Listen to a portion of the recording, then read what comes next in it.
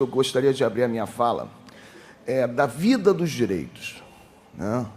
Nós que temos formação jurídica, muitas das vezes nós olhamos para o direito como algo muito afastado da vida. E o positivismo jurídico, né, que trata a norma como um ente abstrato, né, totalmente dissociado da realidade, acabou nos afastando, né, como operadores do mundo jurídico, da própria vida. Vou dar um exemplo. Um professor de direito constitucional hoje, se ele perguntar para os seus alunos numa prova, existe pena de morte no Brasil? Qual seria a resposta jurídica? Sim, mas somente em casos de guerra declarada. O direito, nessa forma, não explica a vida, porque nós sabemos que existe pena de morte no Brasil, né? Só que através de um sistema penal subterrâneo. Isso é a vida, né? Então, nós temos que aproximar o direito da realidade da vida para que esse direito possa ter uma intervenção para realizar as mudanças sociais que nós entendemos necessárias, né? Então, eu trouxe alguns dados para começar, né, a tratar do tema combate às drogas, né, e respeito aos direitos humanos. Inicialmente, já quero fazer um comentário de que vou tentar defender a tese da impossibilidade completa de existir combate às drogas e respeito aos direitos humanos. Impossível, né? E nós vamos chegar, né, aos poucos, vamos tentar construir o porquê, né? Primeiro começa com o impacto que esse combate às drogas, que é um termo militar, né, traz, né, no sistema penal para a questão das drogas.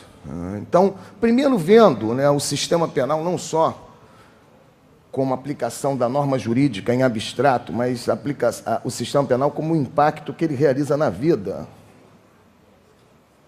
né? Nós vamos primeiro ali observar que esse sistema penal é formado por um conjunto de agências que operam a criminalização, né? Esse aí é um conceito do professor Nilo Batista, né, que inclui não somente a polícia, não somente o poder judiciário, mas outras agências internacionais, penitenciárias e, muitas das vezes, até a própria mídia, né? Então, o sistema penal é uma coisa muito mais abrangente.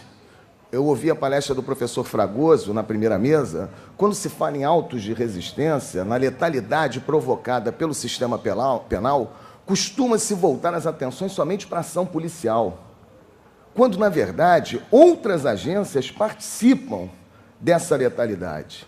A começar, né, um próprio órgão do Ministério Público, que muitas das vezes solicita o arquivamento da maioria desses autos de resistência, a magistratura que homologa com um arquive-se, que é um adesivo, né, uma etiqueta, né, a mídia, né, que muitas das vezes aplaude, né, porque ela, como se diz, formadora de opinião. Hoje a mídia, ela justamente quem forma a opinião da mídia, né, é a sociedade. Ela acaba acompanhando esse desejo de castigo, de vingança. Então, inicialmente, eu gostaria de dizer que nós vamos falar do impacto de um sistema penal que ele inclui não só a ação da polícia, mas a ação de muitas outras agências, né, inclusive agências que estão fora do sistema penal formal, né, como no caso a mídia.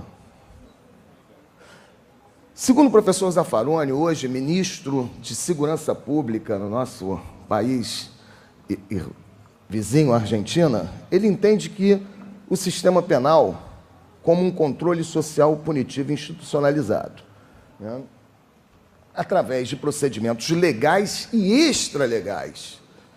Então, quando se fala dessa letalidade, nós estamos falando de um impacto do sistema penal, né, que está dentro ou fora da lei. Essa é uma questão que eu tenho trabalhado hoje nos meus estudos do doutorado. Quando um juiz arquiva um auto de resistência com uma pessoa que está com 15 tiros nas costas ou um tiro a queima-roupa na cabeça, mas que, porque foi identificado como traficante de drogas, né, o sistema entendeu por legitimar aquela morte, isso está dentro do direito ou fora do direito? Difícil, né? Ainda não tenho a resposta, mas pretendo terminar a tese eu tenho até o meio do ano que vem, né? Mas nós estamos falando de uma coisa chamada estado de exceção, onde muitas das vezes o direito é suspenso em relação à condição da própria pessoa que morreu. A maioria desses autos de resistência, e nós vamos ver os números do Rio de Janeiro, eles se definem como legítimos ou ilegítimos não pela conduta praticada na ação pelo policial, mas sim pela condição de quem morreu. Isso é muito fácil de provar, porque quando as mães de vítimas de violência policial lutam para que haja justiça na responsabilização pela execução dos seus filhos, a luta delas é uma só: provar que o filho não era traficante. Reparem que é quase como dizer que se hoje uma pessoa foi identificada como traficante de drogas, ela tem o seu direito à vida suspenso. Então, como falar em combate às drogas, né, dentro desse paradigma militarizado de segurança que elimina inimigos dentro de uma guerra? Complicado, né? É um problema muito sério que nós vamos ter que enfrentar. Bom, quando eu comecei meus estudos no doutorado agora lá na Universidade Federal Fluminense, sobre a letalidade do sistema penal na questão das drogas, estudando os autos de resistência, tinha uma cadeira de metodologia que o professor me perguntava assim: mas vem cá, qual é o problema da sua tese? Tudo bem, a polícia mata muito, mas qual é o problema? Eu falei, pô, não serve só isso, não? Não, tem que ter um problema. Aí eu consegui, dei sorte de bater com uma pesquisa de uma antropóloga chamada professora Ana Paula Miranda, também da UF, que ela, através do Instituto Pereira Passos, lá do Rio de Janeiro, pesquisou a relação entre pessoas presas e pessoas mortas pela polícia na cidade do Rio de Janeiro. Não é no estado, não, na cidade. Reparem, agora eu vou ter que botar o óculos.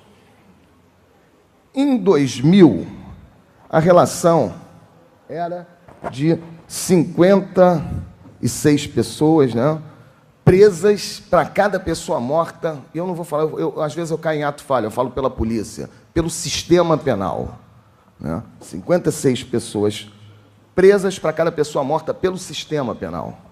Depois, em 2002, essa relação foi caindo. 42, 28 em 2000. Em 2001, 42, 2002, 18. Isso foi caindo até nós chegarmos em 2007, né, para 6,7 pessoas presas para cada pessoa morta pela polícia na cidade do Rio de Janeiro. Reparem que se esse gráfico, evidentemente que a partir de 2007, 2008, principalmente com, né, uma mudança de política, porque o que vai determinar a letalidade do sistema é a política, né, uma mudança de política que foi incrementada por conta dos jogos que virão, né, de todos os eventos que o Rio vai receber. Nós tivemos aí, eu posso elencar uma série de decisões que foram tomadas. Esse quadro veio se alterar um pouco. Mas reparem que se não houvesse uma mudança política, nós teríamos em algum momento a polícia no Rio de Janeiro, o sistema penal, desculpa mais uma vez, matando mais do que prendendo. Já é um problema, graças a Deus, obrigado, senhor, conseguiu um problema para resolver na tese, né? Isso é um problema, porque a função da polícia não é matar. A função da polícia é prender. E se a polícia começa a matar mais do que prender, nós estamos diante da exceção que virou regra. E quando a exceção vira regra, nós temos um problema, né? Então, esses são os dados reais, né? O resultado do que se chama de combate às drogas, uma letalidade imensa, não é? É para cá. Desse sistema penal. Aí nós temos aí alguns números que mostram como que essa violência, essa letalidade do sistema se dá no estado do Rio de Janeiro agora. A distribuição, né? Nos anos 2003, nós tivemos 798 pessoas mortas pela polícia na cidade do Rio de Janeiro, na capital, 256 na Baixada e 141 no interior. E aí vai seguindo, mais ou menos, né, um total de 1.195 pessoas mortas em confronto com a polícia em 2003. 2004, 983, daquela forma distribuída.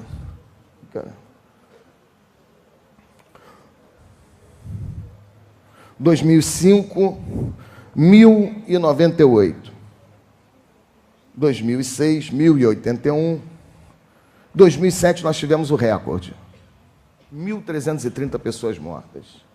2008, 1.134, e a gente vem notando uma redução por conta da mudança da política, né? Hoje, de 1.048 em 2010, caiu para 855, né? Que é considerado um número maravilhoso, como o de 2011, que foi comemorado, 470 pessoas mortas no Itaí pela polícia. Só para vocês terem uma ideia, a Guerra das Malvinas, que aconteceu aqui próximo, matou 600 pessoas, uma guerra, né?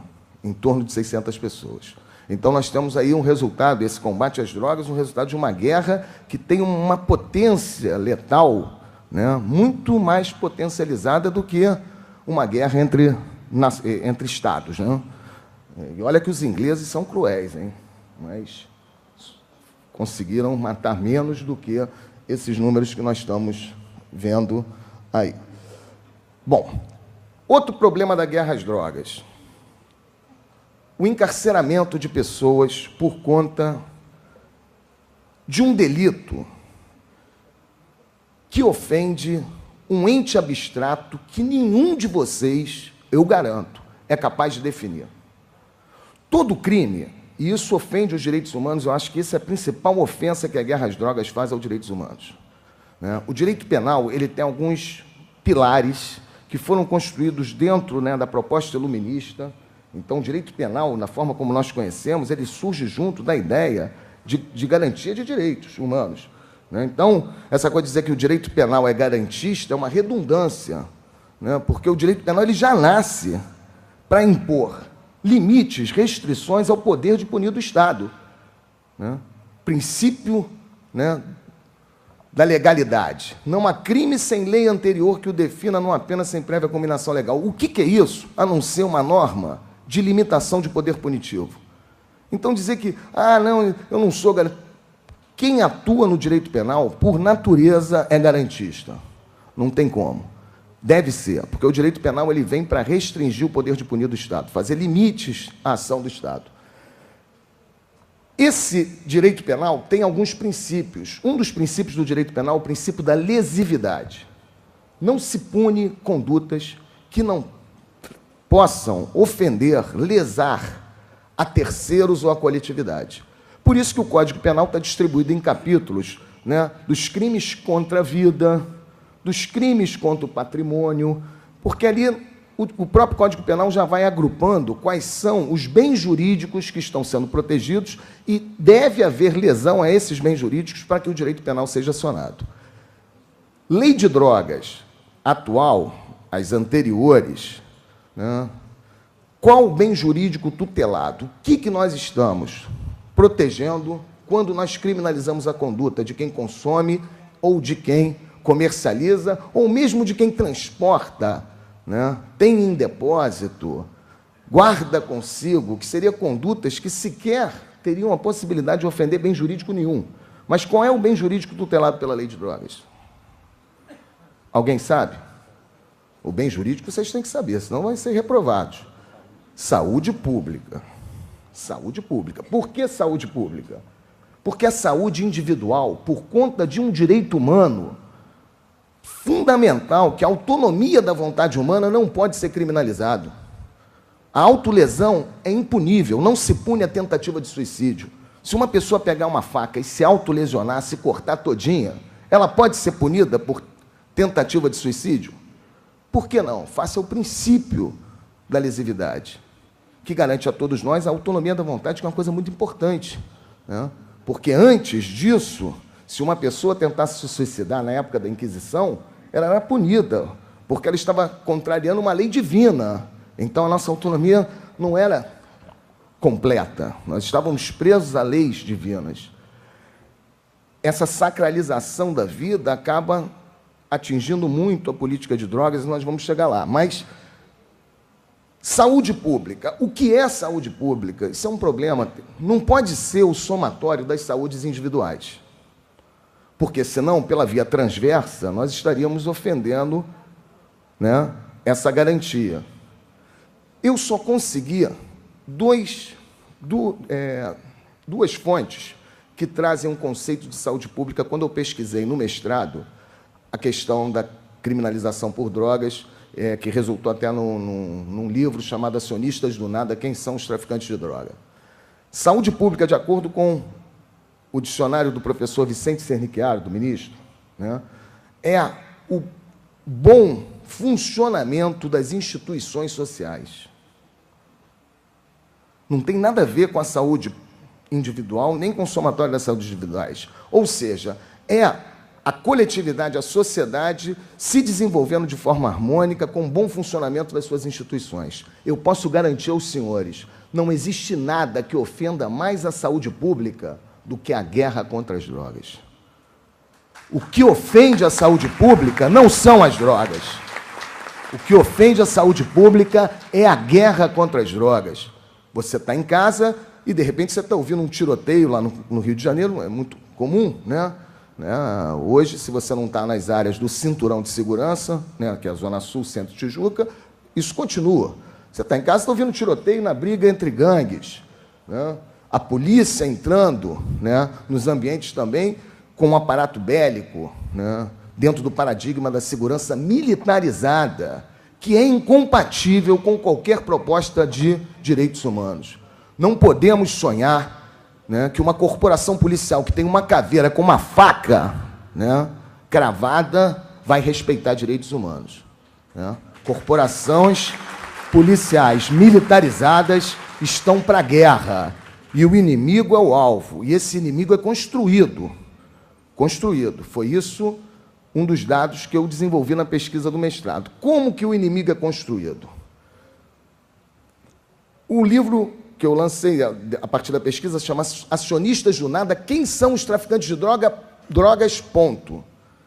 Porque nós sabemos quem são os traficantes de drogas quando a gente faz um olhar sobre as pessoas que são criminalizadas e mortas nessa guerra às drogas. Se nós pedirmos para qualquer criança de escola, nível ensino fundamental, desenhar um traficante, nenhuma delas vai desenhar um traficante de terno e gravata. Vão desenhar, né, garotos, né, com determinados estigmas que moram em determinados ambientes pobres, chamados favelas no Rio de Janeiro e chamados guetos em outros lugares, né, do Brasil e, por que não, do mundo, né? Esses são os traficantes de droga. Agora, cuidado, hein? Senado dos Estados Unidos acaba de fazer uma investigação acerca do HSBC, Banco Espanhol, que lava dinheiro do tráfico de drogas. Bilhões de dólares eram transferidos do México, a investigação é recente, do México para os Estados Unidos, em aviões. Eles levavam dinheiro em avião. Então, enquanto policiais são mortos, decapitados, e jovens pobres estão morrendo nessa guerra à droga, principalmente lá no México e no mundo inteiro, né, o sistema financeiro está se beneficiando desse negócio ilícito. Isso é uma verdade. Esse dinheiro, desse negócio, que segundo o FMI é a quarta maior economia do mundo, não está debaixo do travesseiro nem do colchão do traficante identificado nas favelas. Eles são os verdadeiros acionistas do nada, porque eles são a ponta do negócio. Se qualquer negócio, quem está no varejo, não lucra nada. O dono do botequim, do bar, que vende cigarro e vende cerveja, perto da economia do cigarro e da cerveja, ele não lucra nada. Mas a repressão toda recai em cima desses acionistas do nada, nessa forma que eu quero mostrar para vocês aí dos dados. Reparem. Eu estudei no mestrado qual era a relação entre flagrantes de tráfico de drogas e quais eram as localidades em que, na cidade do Rio de Janeiro, esses flagrantes eram realizados. Todo ano, nós vamos ver, né? Esse aqui é de 2007. Isso. Todo ano, a primeira delegacia com o maior número de flagrantes por tráfico de drogas no Rio de Janeiro, adivinha qual é? 34ª DP. Eu vou traduzir para vocês. Bangu. Estranho, né? O que tem em Bangu que leva a 34ª DP ser sempre a delegacia que tenha o maior número de flagrantes por tráfico de drogas no Rio de Janeiro? Repare, 2008 está lá, 50. 2009, Bangu. 2010 está aumentando cada vez mais. E por que está aumentando cada vez mais? Porque está aumentando o número de presos. e Bangu sempre vai ser a delegacia com o maior número de tráfico de drogas por causa que o sistema prisional do Rio de Janeiro está localizado em Bangu. Olha só aí já dava para terminar a palestra e falar que essa política, né, de combate às drogas é um fracasso. Prendemos traficantes, jogamos esses traficantes varejistas, né, dentro de um sistema prisional, e esse sistema prisional potencializa os registros de tráfico. Não existe um lugar no mundo que circule, né, por metro quadrado mais drogas e tenha mais, né, circulação de drogas do que um sistema carcerário. Não é só no Brasil, não, no mundo inteiro. Né? Então, prendemos traficantes para que se tenha mais tráfico de drogas, o que é muito esquisito, né? Então, repare, ali, Bangu, nos outros anos também. Aí eu fiquei, pô, mas vem cá, eu vi as 6 primeiras delegacias do ano de 2007, não aparecia nenhuma delegacia da Zona Sul. Eu disse, pô, será que não tem droga em Ipanema, Leblon, Barra? Aí fui ver como é que ficavam as delegacias da Zona Sul, comparadas às delegacias que tinham maior incidência de tráfico de drogas. Bangu, Santa Cruz, Bom Sucesso, Penha, Cidade Nova, ali no centro, né, Estácio, e São Cristóvão, são na ordem, ali as delegacias com o maior número de registros de flagrante de tráfico de drogas. Zona Sul, 10ª DP, Botafogo. Um flagrante durante o ano de 2007. 12ª DP, Copacabana. Um flagrante de tráfico de drogas. 13ª DP, Ipanema, nenhum. Não tinha droga. Ipanema não. Em 2007 não rolou droga em Ipanema. 0 flagrante de tráfico de drogas. Leblon, 14ª DP. 1. 15ª Gávea. 2, né? Porque lá está a Rocinha. Lá tem a Rocinha, então, da área da Gávea tem que ter mais. E 16ª Barra da Tijuca, umzinho, né? Isso vai se repetir ano a ano. Reparem, em 2008, a mesma coisa, são sempre as mesmas delegacias. Olha lá, a 22ª fica sempre em segundo lugar, porque é a área do Complexo do Alemão. Né? A 34ª Bangu é sempre insuperável, porque sempre vai ser a delegacia com mais registro de tráfico por conta da existência do sistema prisional. Mulheres, o crime que mais encarcera mulheres no Brasil é o tráfico de drogas. Mas de que forma? Né? Tiveram algumas pessoas que escreveram aí o livro Mulheres no Tráfico, que diziam que as mulheres estavam em todos os setores do tráfico de drogas, inclusive no setor armado. Piada. Se nós rodarmos o Brasil inteiro, a gente não consegue 10 mulheres que portam arma no tráfico de drogas. As mulheres que são encarceradas, presas no tráfico de drogas, são mulheres altamente vulneráveis, mas tão vulneráveis que elas acreditam que podem levar drogas para o seu companheiro dentro do presídio. Aí ela vai, hoje no sistema prisional do Rio de Janeiro, tem equipamentos que tiram radiografia, parece até o osso da visita, mas elas tentam. E são presas como traficantes, e entram nas estatísticas das traficantes perigosas desse país. Né? Então, aqui, no ano de 2008, se repete a mesma estrutura. Né? Repare, as delegacias da Zona Sul têm baixíssimos índices de criminalização por tráfico. A Barra, esse ano, por exemplo, não teve nenhum.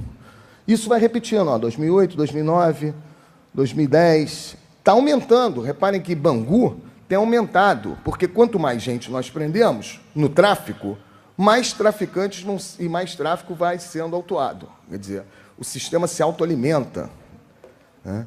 Então, o que eu queria trazer para vocês em relação à reflexão do tema, né, combate às drogas e respeito aos direitos humanos, primeiro, né, é que quando nós falamos de combate às drogas, nós não estamos falando somente de um sistema jurídico, abstrato, de uma lei, né, que está vinculada a uma Constituição. Nós temos que ter uma leitura diferente do impacto que esse combate às drogas tem no mundo real, na vida.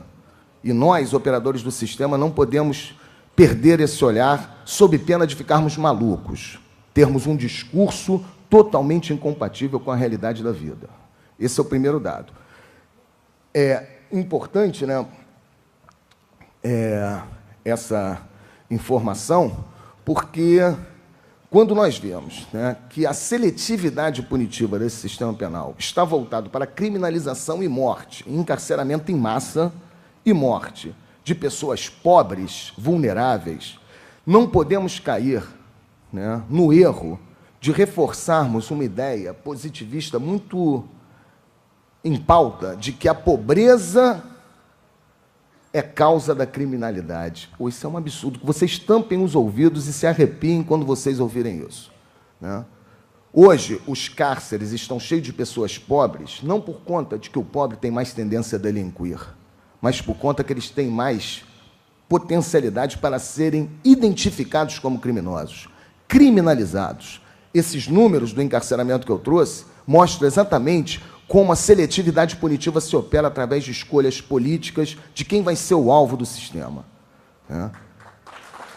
Isso é muito importante, porque quando a gente tem notícia que o HSBC, né, ele está recebendo bilhões de dólares de um negócio transnacional que está levando para a cadeia e para a vala jovens pobres do mundo inteiro, nós temos que ter uma posição política, né, que aí os direitos humanos podem nos auxiliar, mas não no sentido de um direito, né, transcendente, né, divino, ou de uma norma, mas no sentido de um direito humano que vai ser construído na luta para se reduzir essa injustiça social. Isso é uma injustiça social. O Foucault, que já foi falado aqui, ele deixava bem claro, não são só os bens positivos que são distribuídos de forma desigual, patrimônio, honra, os bens negativos e a delinquência, né, esse estigma do criminoso que é construído é um bem negativo, ele também é distribuído de forma desigual na sociedade,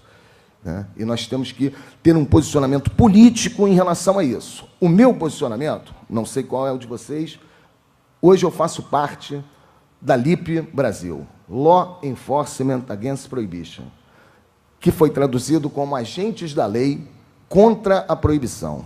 É uma entidade internacional que congrega policiais, começa com policiais, depois eles deixaram juízes, promotores, que participaram inicialmente de todas as duas guerras contra as drogas, que foram uma pelo Nixon, outra pelo Reagan. Todas essas declarações de guerra internacional começam nos Estados Unidos, sobre um paradigma que tem que ser quebrado, de que existe, de um lado, consumidores e, de outro lado, fornecedores. Os Estados Unidos construíram a ideia de que eles são países vítimas, porque eles são consumidores, eles não produzem drogas, né? E o responsável por toda a tragédia do consumo das drogas é a Colômbia, a Bolívia, o Afeganistão. Isso tem que acabar, porque essa distinção entre usuário e traficante, que veio pela teoria da diferenciação e que é incorporada internamente por todos nós, leva a um olhar criminalizador e genocida daquele que é identificado como traficante e coloca o usuário como uma vítima,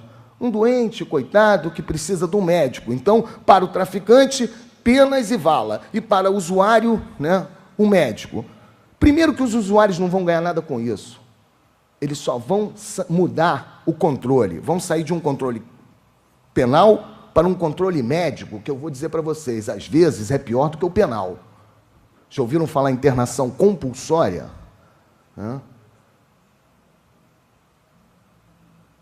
Tratamento obrigatório, isso viola direitos humanos, mas hoje, né, justiça terapêutica é vista por todos no país como um avanço. Avanço de quê? Só estão mudando a tragédia. Então vem a pergunta que vocês estão na cabeça e que eu vou tentar, né, passar as minhas reflexões. O que fazer? Uma pergunta antiga, né, de um velho barbudo. O que fazer? Pessoas usam drogas e algumas desenvolvem um relacionamento ruim com as drogas. E por que eu estou falando isso? Porque eu vejo o álcool. Álcool é droga? Álcool é droga. Quem diz isso é a Organização Mundial da Saúde. Eu não sou especialista, mas eles são. Todo mundo que usa álcool desenvolve problema com álcool? Não. Qual de nós, hoje, de sã consciência, proporia, né, para resolver o problema dos 10%, sei lá quantos por cento, que desenvolve uma relação ruim com álcool, proibir a produção, o comércio, a venda do álcool?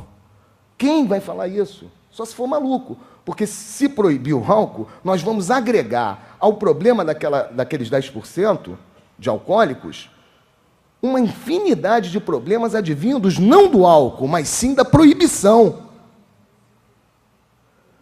Agora, por que isso vale para o álcool e não vale para a maconha? Por que isso vale para o álcool e não vale para a cocaína? Por que hoje o Evo Morales está brigando na ONU para tentar uma autorização especial para eles produzirem farinha de coca, que é um alimento, né? Um alimento que foi utilizado por aquela população andina, né? Durante milhares e milhares de anos, né? Na minha defesa do mestrado, tinha um professor na banca, que era da PUC, do Rio, muito católico, e em algum determinado momento eu transcrevia uma declaração do Eduardo Galeano, no livro dele, da Veias Abertas na América Latina, que ele dizia que a igreja lucrou muito com a coca nas Américas, porque a igreja cobrava dízimo, né, de todo o comércio da planta da coca na América Espanhola. Aí ele virou para mim e falou assim: não, doutor, mas isso não é a cocaína que a gente tem hoje. Eu falei: não, senhor, me desculpe, professor. Hoje a planta da coca está criminalizada. Meu orientador do doutorado foi fazer um congresso, né, no Equador, não sei qual foi o país, que ele falou: olha, aqui tem um chá de uma planta de coca que o pessoal toma, que eu posso levar para o Brasil? Não, não traz não, cara. Não traz, porque se cair na mão, né, de um policial mal intencionado, vai te enrolar. Uma planta é criminalizada. Isso é um absurdo. Mas por quê? Da onde vem esse absurdo? Para que serve a criminalização das drogas se elas não reduzem o consumo? Depois de mais de um século de proibição, o consumo das drogas só aumentou, né? Qual é a função? Deve ter alguma função. A Rosa Del Lomo, uma criminóloga venezuelana que já faleceu, a Rosa Del Lomo escreveu um livro que, se vocês puderem, não sei se ainda tem edição aí à venda, chama A Face Oculta das Drogas. E ela diz que, como todos esses discursos médicos, morais, ocultam uma realidade política. A guerra às drogas hoje existe para permitir aos Estados uma intervenção aonde eles não poderiam ter, né, não fosse toda esse aparato, né, discursivo da guerra às drogas. Por exemplo, se uma pessoa tem droga em casa, isso permite que a polícia entre na residência e legitime toda a ação de invasão daquele domicílio. Quando terminou a Guerra Fria, quando parou, né, teve o desmonte lá da União Soviética, caiu o Muro de Berlim, né, rapidamente, né, os Estados Unidos já botaram o discurso da intervenção militar para combater as drogas na América Latina, né? Então, existem interesses políticos profundos, né, nessa construção da guerra às drogas. E nós, operadores do direito, não podemos ficar, né, afastados da realidade da vida, olhando para uma norma abstrata, pensando que nós estamos construindo alguma coisa de positiva para o nosso mundo e para os nossos filhos. E eu quero dedicar essa fala hoje ao meu filho de 5 anos, Rafinha. Obrigado.